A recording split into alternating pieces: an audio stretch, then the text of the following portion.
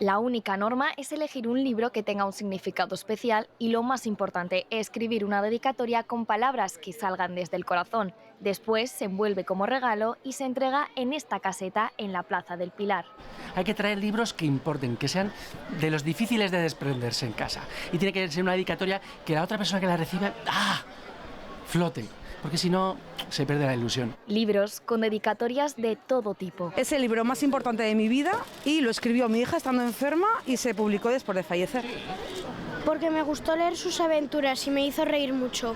Este libro fue la llave que encajó en mi mente y abrió mi corazón para amar, así como admirar la inmensidad y belleza del infinito todo que se halla en el universo. Además, las mejores dedicatorias tienen premio. Maite Invidente fue la primera galardonada. Nos emocionó muchísimo porque nos trajo el último libro que leyó con sus ojos porque se quedó ciega en edad adulta, ¿no? Entonces fue el libro que sirvió de transición para pasar del papel al braille. Hasta mañana a las 10 de la noche podrán intercambiar ese libro tan importante que ha marcado nuestra vida o del que cuesta desprenderse. El objetivo es conectar a las personas a través de los libros, que además eso es algo que sucede porque de esta iniciativa han surgido amistades para toda la vida, han surgido relaciones amorosas. Como dijo la escritora zaragozana Irene Vallejo, la lectura seguirá cuidándonos si cuidamos de ella. No puede desaparecer lo que nos salva.